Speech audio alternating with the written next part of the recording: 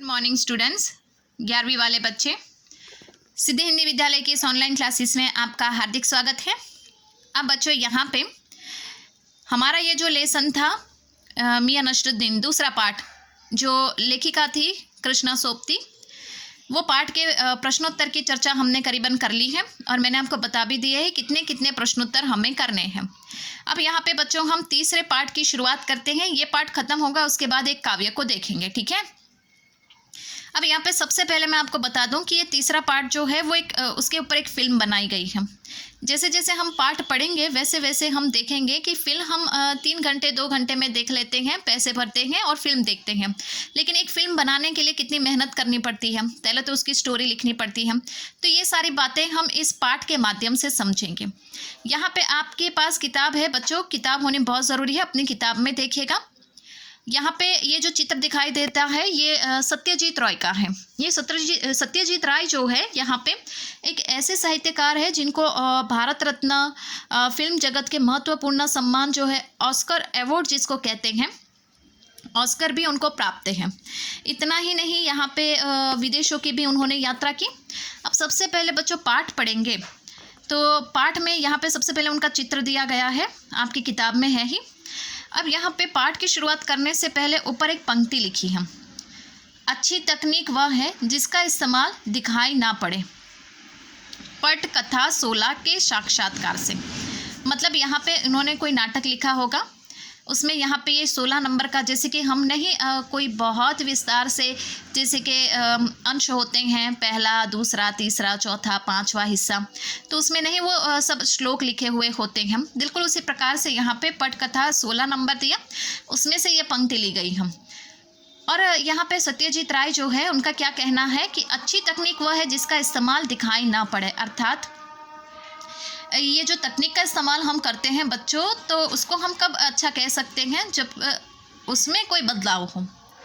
एक अच्छी तकनीक का इस्तेमाल करके हम बढ़िया मतलब फिल्म बना सकते हैं, दर्शकों को आकर्षित कर सकते हैं।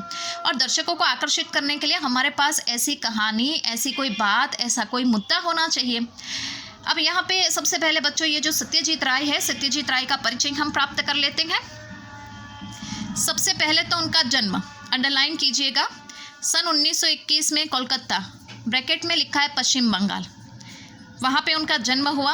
उनकी प्रमुख फिल्में जो उन्होंने बनाई, और वो लेखक भी थे, अपराजिता, अप्पू का संसार, जल साधर, देवी चारुलता, महानगर, गोपी गायन, बाका बायन, पथेर पांचाली, ब्रैकेट में लिखा है बांग्ला, शतरंज के खिलाड़ी, सदगति, ब्रैकेट में लिखा है हिंदी। इसका मतलब ये है बच्चों कि ये फिल्में बनी है। आप यूट्यूब के ऊपर सर्च करोगे या गूगल के ऊपर सर्च करोगे ये फिल्मों के नाम लिखकर, तो आपको ये फिल्म बच्चों देखने को मिलेगी जो सत्यजीत रॉय ने बनाई हुई है। बहुत प्रसिद्ध यहाँ पे ये उनकी रचनाएं हैं। इतना ही नहीं, शतरंज के खिलाड़ी, ये तो हमारे पढ़ने में पाठ भी आता था, करीबन ये सिलेबस यहाँ पे बदल गया है, बाकी ये पाठ पहले पढ़ने में आता थे। पथेर पांचाली, इसके ऊपर भी फिल्म बनाई गई है जो बांग्ला भाषा में बनी है। और शतरंज के खिलाड़ी और सदगति ये हिंदी भाषा में बनी हुई फिल्में हैं।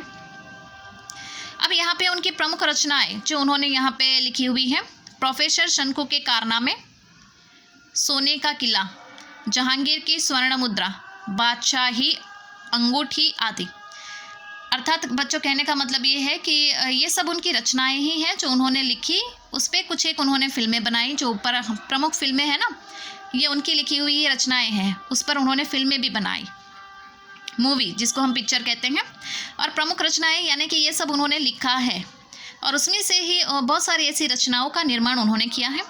उनको जो सम्मान प्राप्त है, उनके सम्मान में यहाँ पे फ्रांस का लीजेंडरी ऑनर, पूरे जीवन की उपलब्धियों पर ऑस्कर और भारत रत्न सहित फिल्म जगत का हर महत्वपूर्ण सम्मान।